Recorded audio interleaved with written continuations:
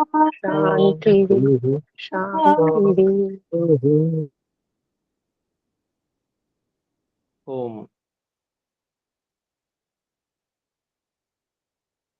श्रीमद् भगवत गीता इस पुस्तक के अंतिम अध्याय के अंतिम चरण में हम चल रहे हैं।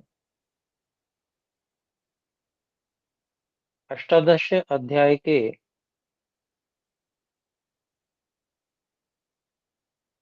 70 श्लोकों तक हम पढ़ चुके थे।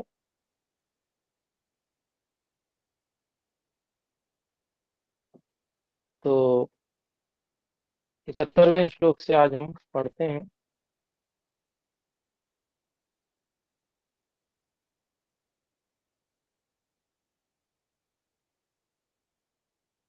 तो 71वां श्लोक यह है। श्रद्धावाननसूयश्च शृणुयादपि यो नरः सोऽपि मुक्तः शुभान् लोकान् प्राप्नुयात् पुण्यकर्मणाम्। तो जो चर्चा ज्ञान यज्ञ की हुई, जिसमें परमात्मा तक पहुंचने का रास्ता भी श्री कृष्ण जी ने बताया और किस प्रकार से मोह आदि से मुक्त हुआ जाए उसका मार्ग भी समझाया। उसी के विषय में उसका महात्म्य बता रहे हैं। इसके श्लोक के शब्दों को अलग अलग करें। श्रद्धावान अनसूयश्च शृणुयाद अपि यः नरः सः अपि मुक्तः शुभान लोकान प्राप्नुयात् पुण्य कर्मणाम। और इसका अन्वय इस प्रकार है।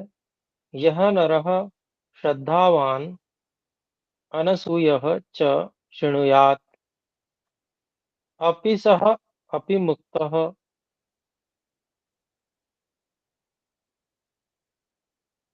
पुण्यकर्मणाम शुभान लोकान प्राप्नुयात्।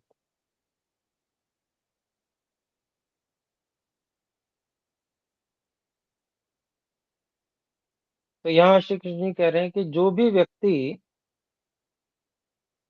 पूरी श्रद्धा से युक्त होकर, श्रद्धा किसे कहते हैं? सत्य के प्रति विश्वास, अर्थात जो सत्य को ही जानना चाहता है, मानना चाहता है, उसी का पालन करना चाहता है, वही व्यक्ति श्रद्धावान कहलाता है। तो जो व्यक्ति पूरी तरह से श्रद्धावान होकर, पूरा जिज्ञासु, सत्य को ही जानने मानने के लिए सुसज्जित और ईर्ष्या रहित होकर, अर्थात ईर्ष्या ना करे।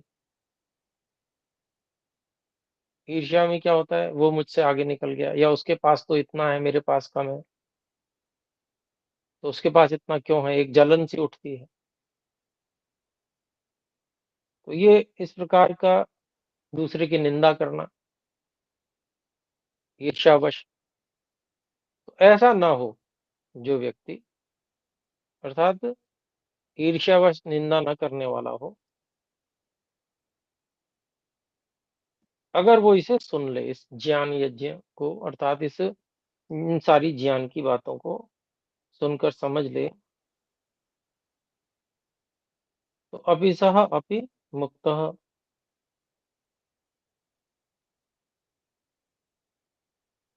तो वह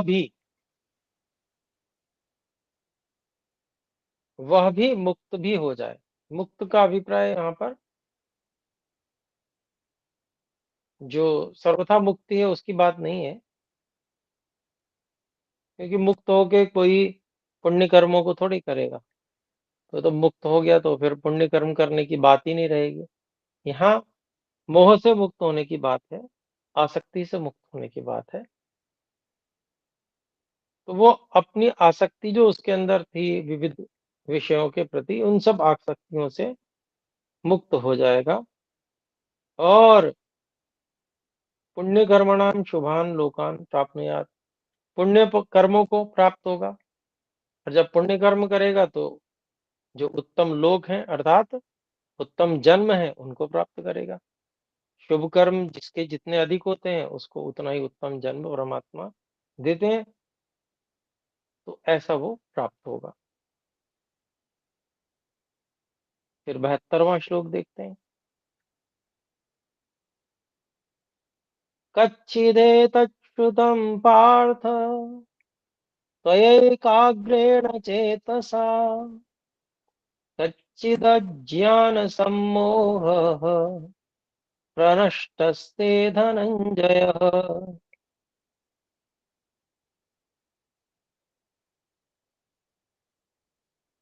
तो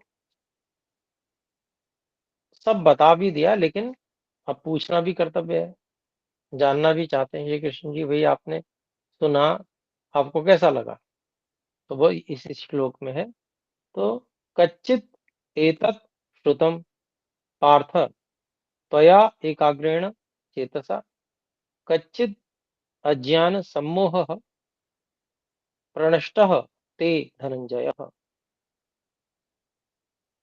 तो इसका अन्वय इस प्रकार करते हैं, हे पार्थ कच्चित त्वया एतत् एकाग्रेण चेतसा श्रुतम, हे धनंजय कच्चित ते अज्ञान सम्मोह प्रणष्टः। तो पूछ रहे हैं कि मेरे सुनाने का जो परिणाम है क्या वो आ गया?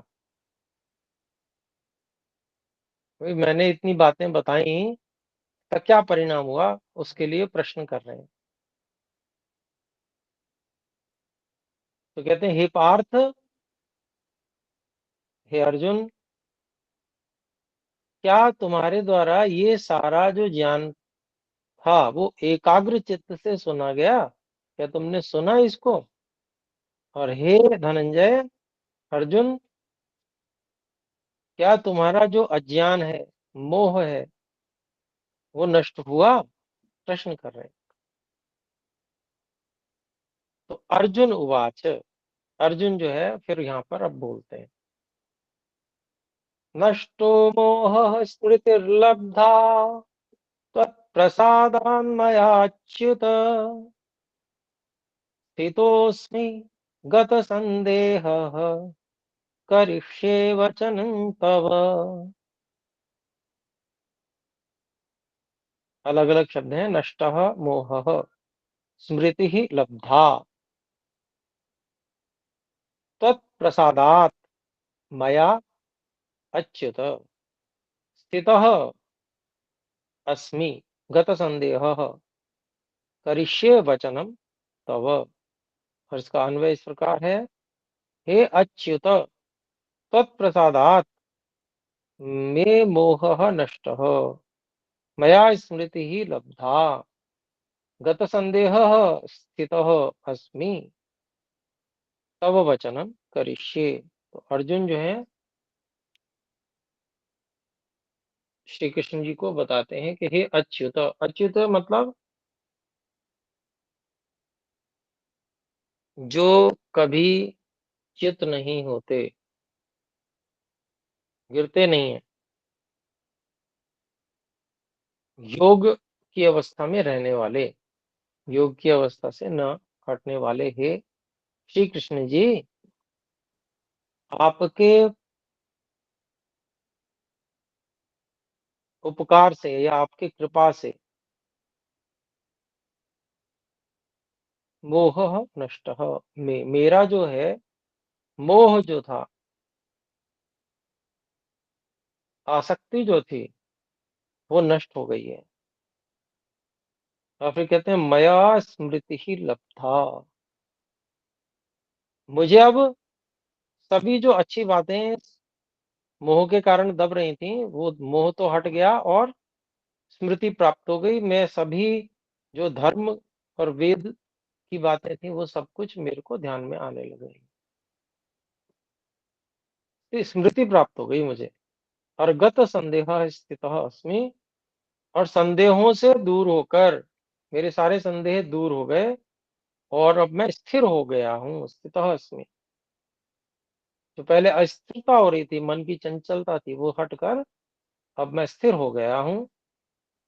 और तव वचनम करिष्ये, और जैसा आपने कहा ऐसे ही मैं करूंगा।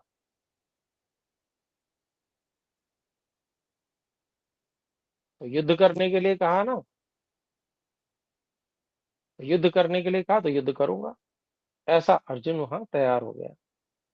तो यहाँ तक जो है श्री कृष्ण जी अर्जुन जी का संवाद पूरा हो गया। और अब जो सुनाने वाले सुना रहे थे आरंभ से ही, संजय धृतराष्ट्र जी को, वहां का उनका यहाँ से संवाद है कि भाई संजय सुना रहे थे ये सब कुछ, उनके जो भी बातें थी। तो अब संजय फिर, अभी तक तो जो है सुनाने के लिए बोल रहे थे सब चीजें, और अब वो धृतराष्ट्र जी से बोलने लगे। इत्यहं वासुदेवस्य पार्थस्य च महात्मनः संवादमिममश्रौषमद्भुतं रोमहर्षणम्। शब्द अलग अलग हैं। इति अहम वासुदेवस्य पार्थस्य च महात्मनः संवादम इमं अश्रौषम अद्भुतम रोमहर्षणम। तो इस यहाँ पर जो है इसका अन्वय इस प्रकार करते हैं। इति हम महात्मनः वासुदेवस्य पार्थस्य च इमं अद्भुतम रोमहर्षणम संवादम अश्रौषम। इस प्रकार से मैंने, संजय कह रहे हैं कि इस प्रकार से मैंने जो महात्मा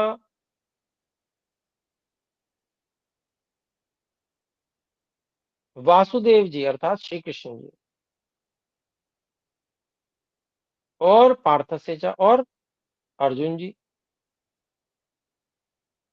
उनका यह अद्भुत रोमहर्ष करने वाला, रोमांचित कर देने वाला जो संवाद है मैंने सुना। तो देखिए संजय जी भी श्री कृष्ण जी को महात्मन बोल रहे हैं, परमात्मन नहीं बोल रहे। तो ये जो लोग बोलते हैं वो गलत बोलते हैं। परमात्मा और महात्मा में तो बहुत अंतर है।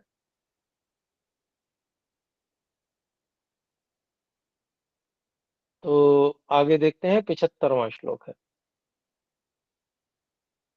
व्यास प्रासाश्रुत वाने तत् गुह्यमहं परम योगम योगेश्वरात् कृष्णात् साक्षात् कथयतः स्वयं।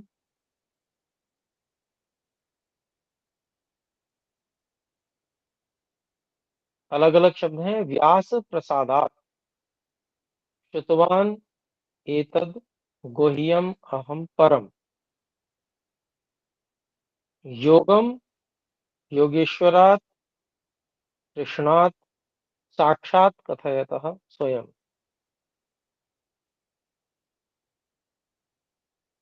और इसका अन्वय इस प्रकार है। अहम साक्षात स्वयं कथयतः योगेश्वरात् कृष्णात् एतत् परम गुह्यम योगम व्यास प्रासादात् श्रुतवान।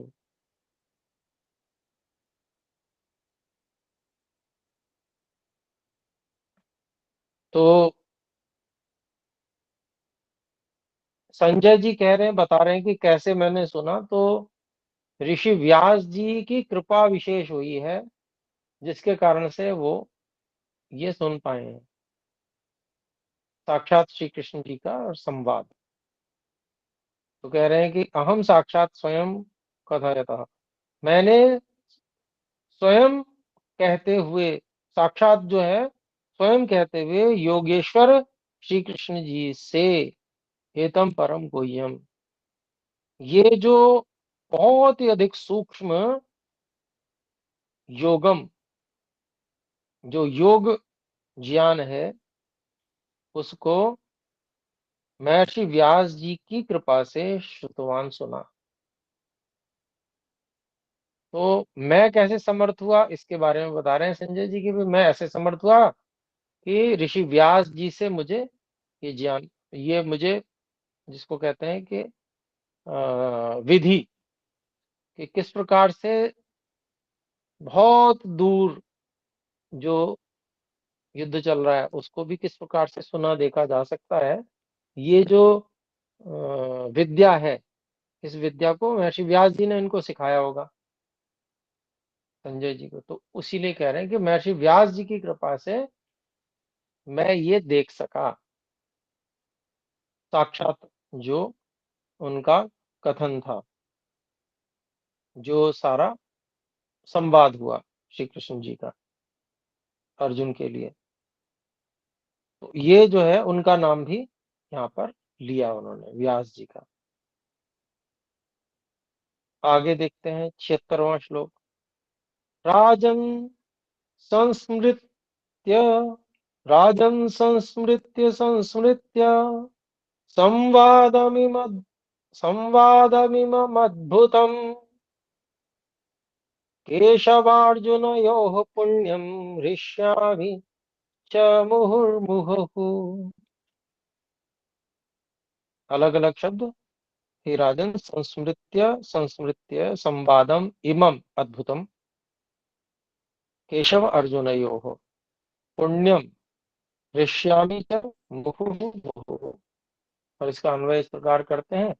हे राजन, इमं केशवार्जुनयोः पुण्यम अद्भुतम संवादम स्मृत्य संस्मृत्य संस्मृत्य च मुहुर्मुहुः हृष्यामि। संजय जो है वो बड़े आनंदित हो रहे हैं। तो बता रहे हैं, हे महाराज धृतराष्ट्र जी, ये श्री कृष्ण जी और अर्जुन जी का जो पुण्य है, पुण्यशाली, बहुत पुण्यदायी है, क्योंकि तत्व ज्ञान से युक्त है ये। फिर अद्भुतम, अद्भुत है ये, क्योंकि तत्व ज्ञान अपने आप में जो सांसारिक मिथ्या ज्ञान है उससे अद्भुत होता ही है। तो अद्भुत संवादम, ये जो संवाद है उसको संस्मृत्य संस्मृत्य बार बार स्मरण कर करके, बार बार मुहु मुहु, मैं बार बार जो है प्रसन्न हो रहा हूँ, आनंदित हो रहा हूँ।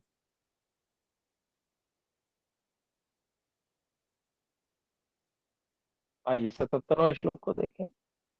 तच्च संस्मृत्य संस्मृत्य रूपमत्यद्भुतं हरेः विस्मयो हे महान् राजन् हृष्यामि च पुनः पुनः।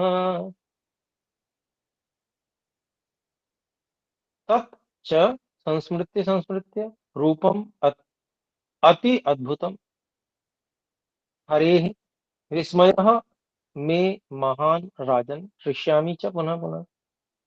हे राजन, तच्च हरे, ये हमने अन्वय देख रहे हैं हम।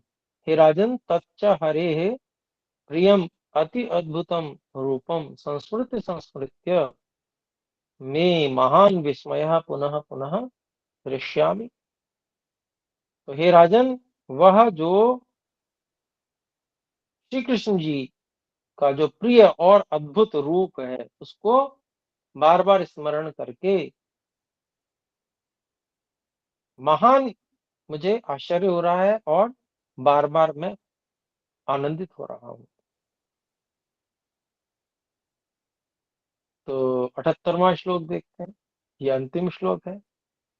यत्र योगेश्वरः कृष्णो यत्र पार्थो धनुर्धरः तत्र श्रीर्विजयो भूतिर् ध्रुवा नीतिर्मतिर्मम। और अपनी जो है राय भी दे डाली संजय जी ने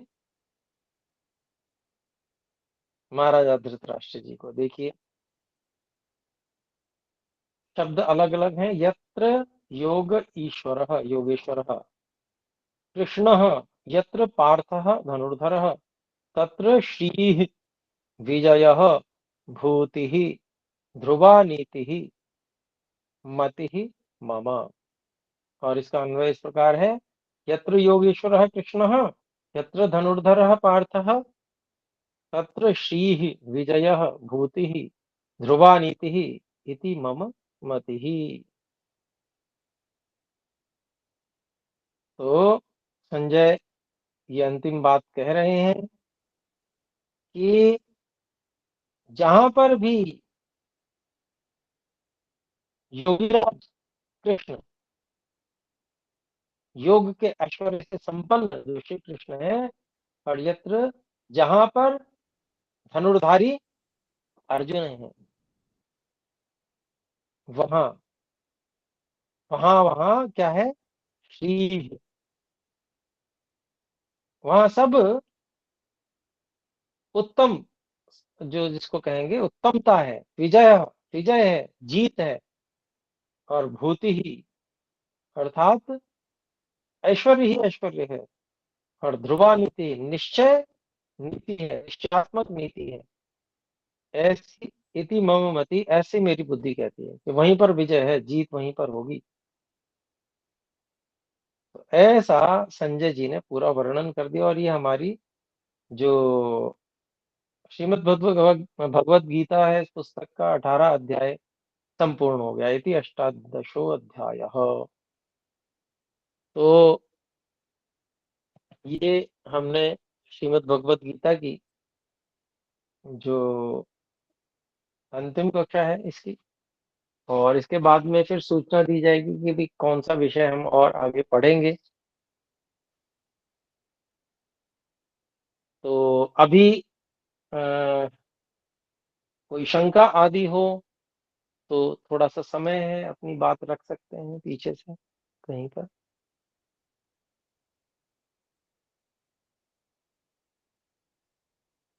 क्योंकि हमने जो इसमें अर्थ किया है वो पारंपरिक अर्थों से काफी भिन्न अर्थ लिए हैं, और जैसा कि जो श्री कृष्ण जी योगेश्वर हैं, योगी राज हैं, और अनन्य ईश्वर भक्त भी हैं, वेदों के विद्वान हैं, तो जब भी वो इस प्रकार की बात, जहां पर मैं करके बात कर रहे हैं, और वो योगस्थ हैं, आत्मस्थ होकर और परमात्मा से युक्त होकर बात करते हैं, तो हमने उसका इसी प्रकार से अर्थ किया कि मैं का अर्थ अर्थात मेरी अंतरात्मा जो परमात्मा,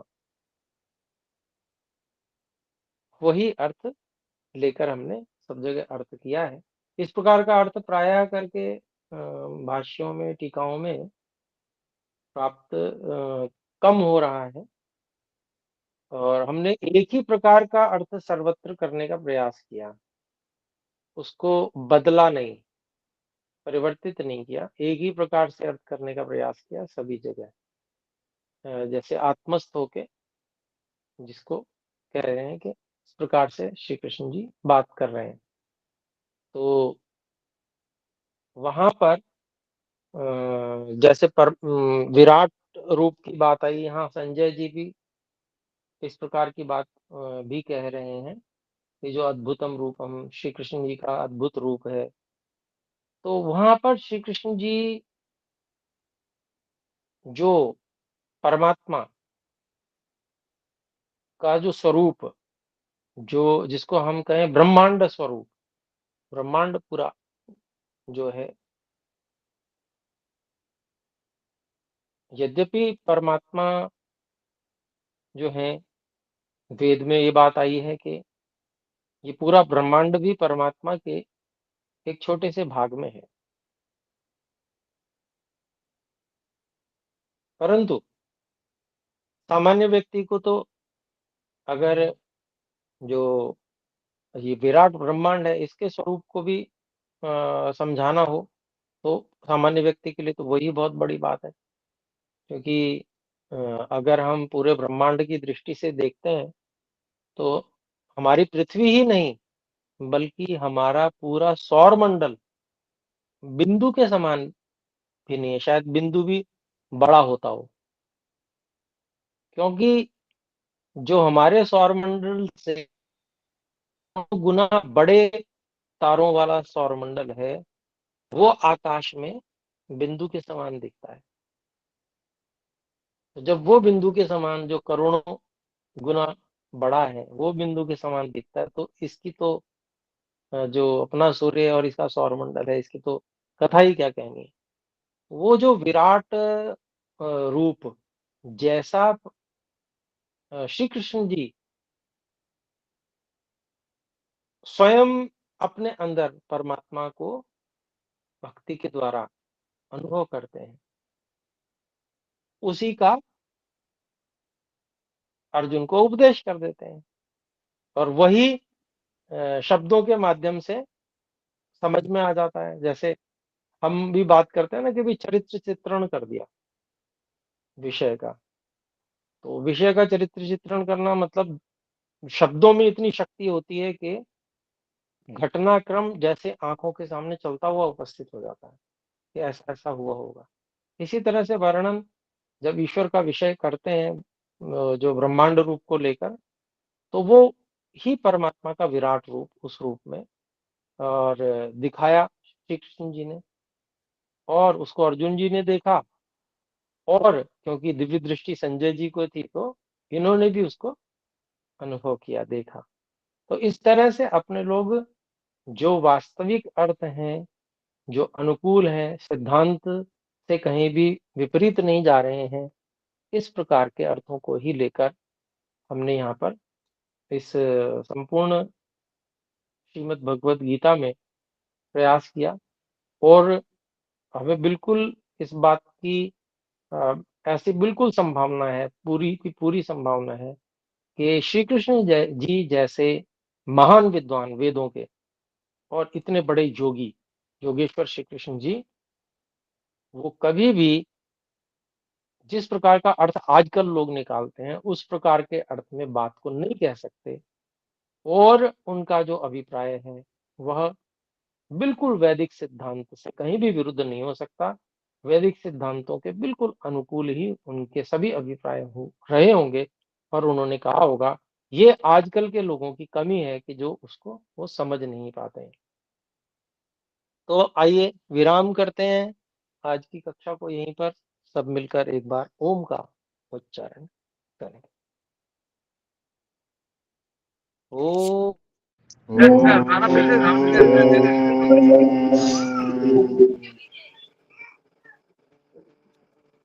सभी को सादर नमस्ते जी।